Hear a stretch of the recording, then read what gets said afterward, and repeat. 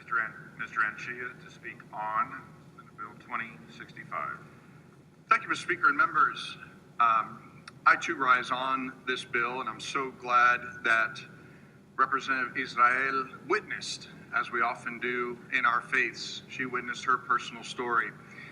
As a lawyer, I want to walk this body briefly through over 100 years of jurisprudence in a very important document called our U.S. Constitution.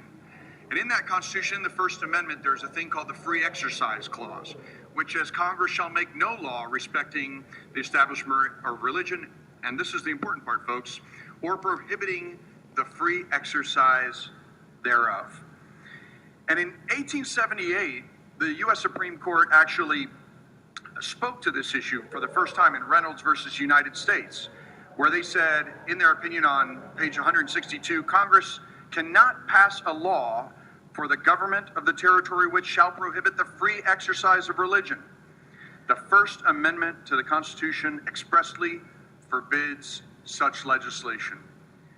It's also important to note, members, that in our state law, we have protections for pastors already.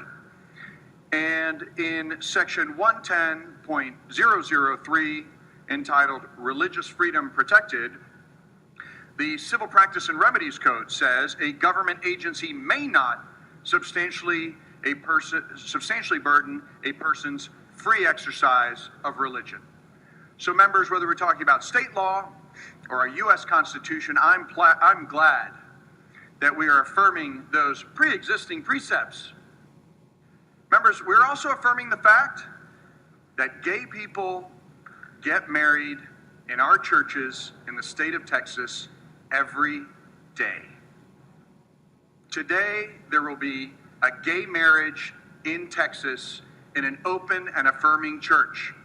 Tomorrow, there will be a gay marriage in Texas in an open and affirming church all over this state. And I am so pleased that we are affirming that as well.